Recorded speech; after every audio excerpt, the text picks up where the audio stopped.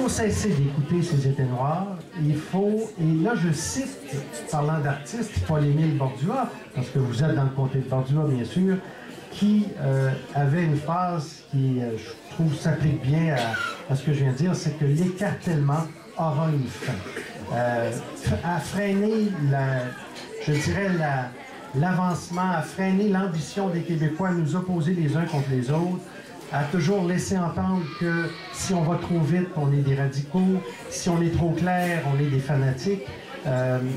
On sent qu'il y a chez, je dirais, plusieurs de nos adversaires politiques la crainte que les Québécois se mobilisent. Et il ne faut surtout pas répondre à ça. On va le faire, c'est maintenant qu'on doit travailler pour que ça arrive.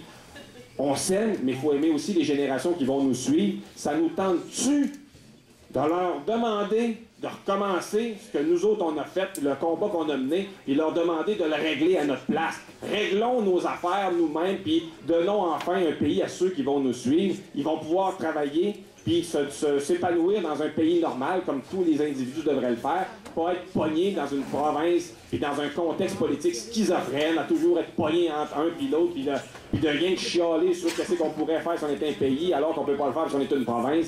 Que si, là, il y en a bien de la job qui nous attend après qu'on va être un pays, là, fait que ça serait peut-être le temps de régler ça pour s'attaquer aux vrais problèmes.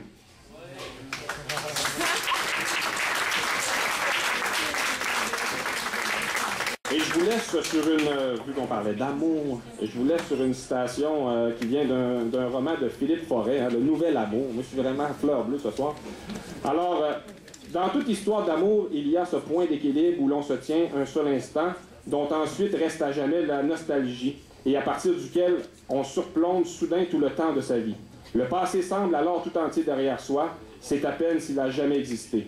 Le présent est là et il fait s'ouvrir devant soi, à ses pieds, le vide fabuleux d'un merveilleux avenir au bord duquel on se trouve encore, ivre d'un vertige stupide auquel on veut s'abandonner, tombant pour de bon et sans aucun remords vers un nouveau demain. Alors marchons vers ce nouveau demain. Merci.